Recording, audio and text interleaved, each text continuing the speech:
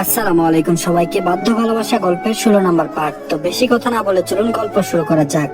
পদ্মের ঘুম ভাঙলো 10টার আরো পরে। ইজান ইচ্ছে করে জাগায়নি পদ্মকে। পদ্ম এখন আয়নার সামনে বসে বসে ইজানের দেওয়া ভালোবাসাগুলো দেখছে। কেমন বেহায়ের মতো তাকিয়ে আছে দাগগুলো। এগুলো মানুষ দেখলে কি বলবে? বুড়ো হয়েছে, যথেষ্ট জ্ঞান বুদ্ধি আছে, তাও এই কাজ কিভাবে করতে পারলো? ইজান রুমে এসে দেখলো পদ্ম আয়নার সামনে বসে বসে এসব দেখছে। মুচকি মুচকি হাসছে সে। পদ্মকে দাঁড় করালো ইজান, পিছন দিক থেকে জড়িয়ে ধরলো। পদ্ম নিজেকে ছাড়ানোর জন্য বৃথা চেষ্টা করতে লাগলো। জানে ইজানের শক্তির কাছে সে কিছুই না, তাও মন বলছে চেষ্টা করতে দোষ কোথায়। ইজান বলল, আর কত এমন ছাড়া পাওয়ার জন্য ছুটাছুটি করবে? জানো তো পারবে না, তাও এমন করছো। পদ্ম বলল, ছাড়ো না আমাকে। ইজান বলল, কেন ছাড়বো আমি? কেন তোমাকে ছাড়ার জন্য তো ধরে রাখিনি। এই ইজানের থেকে কখনো তুমি নিজেকে ছাড়াতে পারবে না পদ্মফুল। ইজানের ভালোবাসা এত বেশি প্রখর যে এসব বৃথা চেষ্টা করে কোনো লাভ হবে না। আর আমি তোমাকে ছাড়ছিও না। এসব চিন্তা ঝেড়ে ফেলো মাথা থেকে। পদ্ম বেকল হয়ে গেল। সে কি বলছে আর ইজান কি বলছে? বোকা বোকা চাউনিতে ইজানকে আয়নায় দেখছে। পদ্ম কিছুটা অবাক হলো তাকে আর ইজানকে এই অবস্থায় আয়নায় দেখে। এই প্রথম দৃশ্যটা দেখলো সে। পদ্ম ম্লান হাসলো। সেই হাসিটা ইজান দেখলো না। সে তো পদ্মকে নিয়ে ব্যস্ত আছে। পদ্ম বলল, ছাড়ুন, আমি নিচে যাব। ইজান তার গাল এগিয়ে দিয়ে বলল, একটা চুমু খাও, তারপর যেতে পারবে। এর আগে তুমি যেতে পারবে না। মূলত আমি তোমাকে যেতে দেব না। পদ্ম মুখ কুচকালো, তারপর বলল, ইস, লজ্জা জিনিসটা বলতে কিছুই নেই। আমি আপনার মতো এসব পারি না। নির্লজ্জ লোক কোথাকার, সারাদিন এসব নিয়েই পড়ে থাকেন।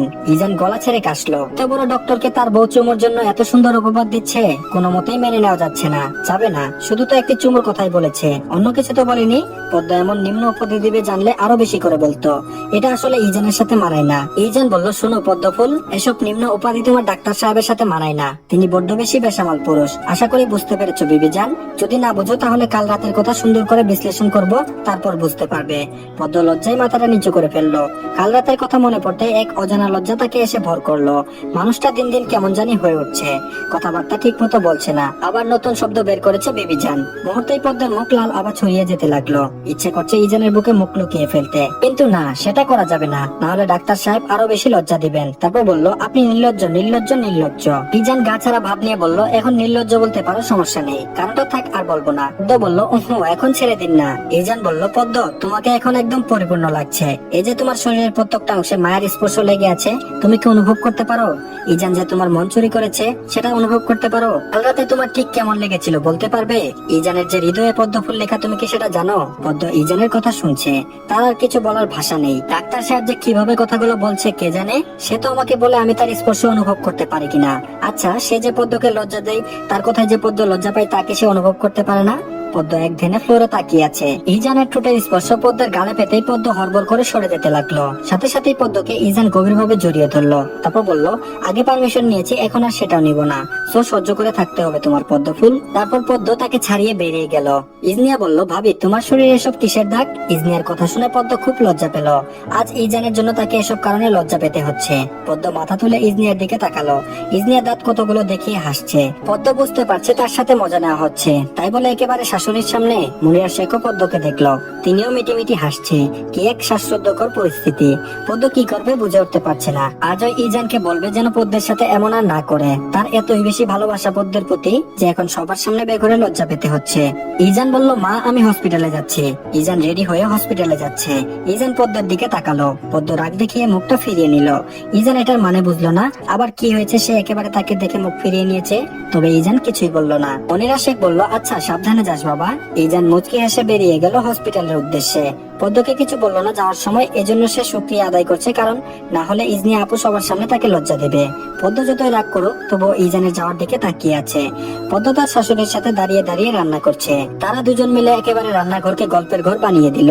এখন আর পদ্মের কোন রকম অস্বস্তি বা লজ্জা পাওয়ার কিছু কাজ করে না। মনিরা শেখ তার শাশুড়ি, সেটা পদ্ম মাঝে মাঝে ভুলে যায়। একদম তার মায়ের মতোই আদর করে। পদ্ম সব কাজ শেষ করে রুমে এসেছে। গোসল করে আয়নার সামনে বসেছে। পদ্ম আয়নার সামনে বসে বসে নিজেকে দেখছে। কাল রাতে কি হলো স্মৃতিচারণ করতে শিহরে উঠলো সে। ইজানের বেহায়ের রূপটা দেখে নিল কাল। পদ্ম হেসে যাচ্ছে। থামাথামির কোনো নাম নেই। কেউ যদি হঠাৎ এসে দেখে তাহলে নিশ্চিত বলবে পদ্ম পাগল হয়ে গিয়েছে। এক সময় তার হাসিটা বন্ধ হলো। বিকেল 4টা। পদ্মের আর মন চাচ্ছে না রুমে একা একা থাকতে। সেই যে খেয়ে এসে শুয়েছিল, এখনো শুয়ে আছে। তার মূলত ঘুম আসছিল না, তাই শুয়ে শুয়ে ভবিষ্যৎ নিয়ে চিন্তা করতে থাকলো। আবার অতীতের কিছু কথা স্মরণ করলো। এসব করতে করতে বিকেল 4টা বেজে গিয়েছে। এখন আর ভালো লাগছে না, তাই ইজনিয়ার রুমে গেল। ইজনিয়া পায়ের উপর পা তুলে ফোন দেখছে। পদ্ম দরজায় টোকা দিল। ইজনিয়া ঠিকঠাক হয়ে বসেছে, গলা উঁচু করে বলল ভিতরে আসতে। পদ্ম গুটিসুটি পায়ে ভিতরে ঢুকলো, তারপর বলল, ও ভাবি তুমি এসেছো? আমি আরো ভাবলাম কে না কে এসেছে। পদ্ম বলল, জি আপু, একা একা ভালো লাগছিল না তাই এসেছি। তুমি কি কোনো কাজ করছিলে? না হলে চলে যাব। ইজনিয়ার সাথে সাথে উত্তর দিল, আরে না না বসো, আমার একা একা লাগছিল তাই ফোন দেখছিলাম। তুমি এসেছো ভালোই হয়েছে, এখন একটু বসে বসে গল্প করতে পারবো। পদ্ম হাসলো। ইজনিয়া আবারও বলল, তোমার সাথে তো এখন ভাইয়ার সম্পর্ক খুব ভালো তাই না? পদ্ম লজ্জা পেল, মুখে কিছু বলল না। ইজনিয়া বলল, তুমি না বললেও আমি বুঝেছি, কালকে ভাইয়া খুব আদর করেছিল। ইজনিয়া হাসতে হাসতে অবস্থা খারাপ। আর এদিকে পদ্ম তবদা খেয়ে বসে আছে। এসেছিল গল্প করতে, এখন দেখি লজ্জা দিচ্ছে। এখানে বসে থাকা মুশকিল হয়ে যাচ্ছে। পদ্ম বলল, আপু তোমার এসব কথা শুনে আমার কান গরম হয়ে যাচ্ছে। আমি তো গল্প করতে এসেছিলাম, এখন দেখি তুমি লজ্জা দিচ্ছ। ইজনিয়া পদ্মের চিবুক ধরে বলল, ওরে আমার ভাইয়ের লজ্জাবতী সখী না। পদ্ম মাথা নিচু করে রইল। ইজনিয়া আর এসব নিয়ে কোনো কথা বলল না, কারণ ভাবের মুখে যে পরিমাণ ব্লাশ হচ্ছে, একটু পর তো লজ্জায় অজ্ঞান হয়ে যাবে। তখন তার ভাইয়ের দৌড়ানি খাওয়া লাগবে। পদ্ম আর ইজনিয়া একটা লম্বা সময় ধরে আলাপ জুড়ে দিল। পদ্ম তো বারবারের মতো বেশি কথা বলা মানুষকে পছন্দ করে, আর ইজনিয়া হলে তো কথাই নেই। পদ্ম মাঝে মধ্যে বুঝতে পারে না এটা কি আসলেই তার শ্বশুর বাড়ি কিনা, কারণ এই শ্বশুর বাড়ি নিয়ে অনেক বাজে ধারণা ছিল তার। তার ফুফাতো বোনকে শ্বশুর বাড়ির মানুষগুলো খুব শারীরিক মানসিক ভাবে অত্যাচার করত, শেষ পর্যন্ত ছাড়াছাড়ি হয়ে গিয়েছে। সেই থেকে পদ্ম বিয়ে আর শ্বশুর বাড়ি এই দুটো জিনিসকে খুব ভয় পায়। তবে শেখ পরিবারকে দেখে তার ধারণা পাল্টে গিয়েছে, তারা অমায়িক মনের মানুষ। সেই কখন মনিরা শেখ পদ্মকে বললেন ইজান এসেছে, সে যেন রুমে যায়, কিন্তু পদ্ম যায়নি, বসে বসে এখানে কথা বলছে। ইজান তার মায়ের থেকে শুনছিল পদ্ম ইজনিয়ার রুমে। পদ্ম জানে ইজান এসেছে, তাও রুমে আসছে না। এখন আর বোরের জন্য মায়া মমতা কিছুই নেই। ইজান একা একা বসে দুঃখ প্রকাশ করছে, তার কপালে জুটেছে একটা। ইজান বলল, পদ্ম রুমে আসো। ব্যাস, পদ্মের কথা বন্ধ হয়ে গেল। পিছন ফিরে দেখেছে ইজান দরজার সাথে হেলান দিয়ে দাঁড়িয়ে আছে, আর ইজনিয়া সে তো দাঁত কতগুলো দেখিয়ে হাসছে। ইজান বলল, আসছো না কেন? আর কতবার বলতে হবে তোমাকে? পদ্ম মৃদু কেঁপে উঠলো ইজানের ধমকে। ইজনিয়া ইশারা করলো যাওয়ার জন্য। পদ্ম উঠে ইজানের কাছে গেল। ইজান পদ্মের হাত ধরে টেনে নিয়ে রুমে গেল। মেয়েটির উপর যতই রাগ থাকুক না কেন, তার মায়াবী চেহারা দেখলে সব রাগ চলে যায়। ইজান বলল, শোনো পদ্ম, এত রাগ করা ভালো নয়, আর স্বামীর সাথে রাগ করা তো আরো ভালো নয়, গুনাহ হয়, বুঝেছো? আমি বুঝি না সারাদিন তোমার এত রাগ কোথায় থেকে আসে। আমি তো কোনো দোষ করিনি, কেন রাগ দেখাচ্ছ বলো তো?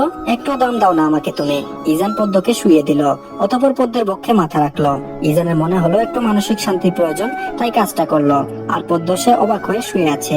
কিছু বলতে যাবে তখন ওই ইজান পদ্মের মুখে হাত দিল, তারপর বলল, কথা বলো না, আমার একটু শান্তি প্রয়োজন, আমি শুয়ে থাকি, আর সমস্যা হলে বলো, আমি সরে যাব। পদ্ম আর কিছু বলতে পারলো না, চুপচাপ শুয়ে রইল। ইজানকে আর কিছু বলতে মন চাইলো না, কিভাবে নরম কণ্ঠে বলল, আমার একটু শান্তি প্রয়োজন। পদ্ম চুপচাপ ইজানের চুলগুলো বেলি কেটে দিচ্ছে। সময় চলমান, জীবনে একটা জিনিস কখনো ধরে রাখা যায় না, সেটা হচ্ছে সময়। সে তো নিজ গতিতে চলতেই থাকে। সময়ের সাথে মানুষের পরিবর্তন হয়, তাদের মনেরও পরিবর্তন হয়, সম্পর্কও পরিবর্তন হয়। ঠিক তেমনটি হয়েছে ইজান আর পদ্মের সম্পর্কে। আগের তুলনায় তাদের সম্পর্কে বেশ উন্নতি হয়েছে। পদ্মকে ইজান তার ফ্ল্যাটে নিয়ে এসেছে, কারণ ইজান এখান থেকে এখন হসপিটালে যায়। পদ্মা কাছে মনে হয় তার জন্য। ইজান হসপিটালে চলে গিয়েছে তার আগের সময়ে। পদ্ম কাজ করছে একা একা, এখন আর একা থাকতে ভয় লাগে না, আরো ভালোই লাগে। দুপুরে ইজান বাসায় এসে লাঞ্চ করে, কোনোদিনের ব্যতিক্রম হয়নি। বাসায় এসে ইজান শুধু পদ্মকে জ্বালাবে, এটা তার নিত্যদিনের কাজ। পদ্ম গোসল করে একদম ফিটফাট হয়ে বসে আছে। কিছুক্ষণ পর হয়তো ইজান আসবে। প্রতিদিন এক সময় আসার চেষ্টা করে, আজ ভীষণ দেরি হচ্ছে। পদ্ম অপেক্ষা করতে করতে 3:55 বেজে গেল। এখন ইজান আসছে না কেন সেটাই বুঝছে না। এখন তো দুপুরের খাবার বিকেলের নাস্তা হয়ে যাবে। পদ্ম এবার দেরি সহ্য করতে না পেরে ইজানকে কল করলো। অনেকক্ষণ যাবত রিং হচ্ছে, কিন্তু ইজান রিসিভ করছে না। এক পর্যায়ে পদ্মের রাগ উঠে গেল। অবশেষে ইজান কল রিসিভ করলো। বলল, ওহ পদ্ম ফুল কল দিয়েছো, দেখিনি তো। পদ্মের চোখ থেকে নোনা পানি গড়িয়ে পড়ছে। পদ্ম এতক্ষণ না খেয়ে বসেছিল, আর এখন এই কথা বলছে। পদ্ম রাগে খুবই ফোনটা কেটে দিল। ইজান বুঝছে না পদ্মের এই রাগের রহস্য কি। কিছু দরকারি কাজ থাকতে পারে, সময় মতো তো যেতে পারেনি। নিশ্চয় মেয়েটা না খেয়ে বসেছিল তার জন্য। ইজান নিজ থেকেই বলছে, অবশ্যই রাগ করা উচিত। মনে মনে অনেক অনুশোচনা হলো তার। রাত 7টার সময় ইজান কাজ শেষ করে বাসায় এসেছে। সেও তাড়াতাড়ি আসতে পারেনি কাজগুলোর জন্য। কলিং বেল বাজতেই পদ্ম দরজাটা খুলে দিল। ইজান চশমার আড়ালে পদ্মকে এক পলক দেখে নিল। মেয়েটার মুখটা শুকনো শুকনো লাগছে। এখনো কি না খেয়ে আছে নাকি? ইজান নিজের শার্টটা চেঞ্জ করলো না, শুধু হাতটা ধুয়ে পদ্মের জন্য খাবার নিল। হয়তো পদ্ম এখনো না খেয়ে আছে, নিজের পাপ মোছানোর জন্য এই পদ্ধতি অবলম্বন করেছে। ইজান প্লেট সামনে নিয়ে বসে আছে। দীর্ঘ 8 ঘন্টা যাবৎ এক প্রকার যুদ্ধ করছে খাবার নিয়ে, কিন্তু পদ্ম মুখেই নিচ্ছে না। পদ্মের প্রতি রাগ হলেও সেগুলো চোখ বুজে হজম করে নিচ্ছে। ইজান বলল, খাও না পদ্ম ফুল, এত রাগ করার কি আছে? আমি বলেছি তো আমার কাজ ছিল তাই আসতে পারিনি। পদ্ম না খেলে অসুস্থ হয়ে পড়বে তো। পদ্ম মুখ ফিরে নিল, অর্থাৎ সে খাবে না। পদ্ম বলল, খাবো না আমি। অসুস্থ হলে আপনার কি? আপনার তো আমার প্রতি কোনো রকম ভালোবাসাই নেই, তাহলে এরকম কেন করছেন? আমি খাবো না মানে খাবো না। ইজানের মুখটা ছোট হয়ে এলো। খাবো না কথাটা শতবার বলা হয়ে গিয়েছে, যেন ইজান কানে শুনতে পায়নি। ইজানের মন চাচ্ছিল পদ্মকে টেনে এক থাপ্পড় দিতে, কিন্তু সে এটা করেনি। পদ্ম এমনিতেই তখন কষ্ট পেয়েছে, এখন থাপ্পড় দিলে তো কথাই বন্ধ করে দিবে মনে হয়। ইজান বলল, তুমি অসুস্থ হলে আমি কাকে আদর করবো বলো? এমন নিষ্ঠুরতম কথাবার্তা বলো না পদ্ম। আমি তো তোমাকে খুব ভালোবাসি আমার পদ্ম ফুল, খেয়ে নাও, এমন রাগ করতে নেই। পদ্ম চোখ রাঙালো ইজানকে। ইজান মোটেও ভয় পায়নি, উল্টো হাসি পেয়েছিল। দাঁত চেপে হাসি আটকে রাখলো, তারপর বলল, এভাবে চোখ রাঙিও না পদ্ম, আমি খুব ভয় পেয়েছি। পদ্ম মুখ ভেঙালো, সব নাটক করছে, সে কি কিছু বোঝে না নাকি? পদ্ম বলল, হয়েছে, সরুন এখান থেকে, আমার আর ভালো লাগছে না এসব। ইজান বলল, আচ্ছা শোনো তাহলে, মেধা প্রেগনেন্ট তাই ওর সাথে দেখা করতে গিয়েছিলাম, আর আজ পেশেন্টের খুব চাপ ছিল তাই আসতে পারিনি। এই পর্যন্ত কতবার সরি বলেছি পদ্ম, একবারও কি মাফ করা যায় না? আমার সরিগুলো কি গ্রহণযোগ্য হবে না? তো ধন্যবাদ সবাইকে। আজকের পার্টটি এই পর্যন্তই, আশা করছি ভালো লেগেছে। আর পরের পার্টটির লিংক আমি কমেন্ট বক্স আর ডিসক্রিপশন বক্সে দিয়ে দিচ্ছি, সেখান থেকে গিয়ে দেখে নিন। আর সবাই চ্যানেলটি সাবস্ক্রাইব করে রাখবেন। ধন্যবাদ সবাইকে।